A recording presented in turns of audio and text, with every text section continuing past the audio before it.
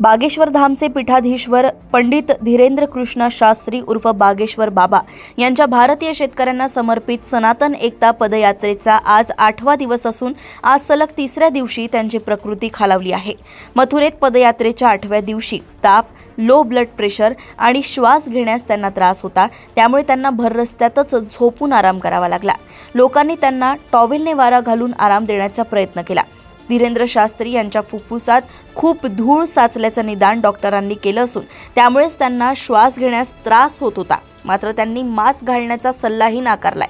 धीरेंद्र शास्त्री यांची प्रकृती पहिल्या दिवसापासूनच खराब होती, पण कोणाच्याही भावना दुखावल्या जाऊ नये म्हणून त्यांनी यात्रा सुरू ठेवण्याचा निर्णय घेतला आणि कोणतीच औषधही घेतली नाही असं डॉक्टरांनी नमूद केलंय। त्यांना सध्या 100 अंश फॅरेनहाइट ताप असून आणि त्यांचा रक्तदाबही लक्षणीयरित्या कमी झालाय। अनवाणी चालण्यामुळे त्यांची प्रकृती आणखी बिकट झाली आहे असं दौऱ्यात त्यांच्यासोबत आलेले उत्तर प्रदेशचे शक्तिशाली नेते राजा भैया म्हणाले आहेत।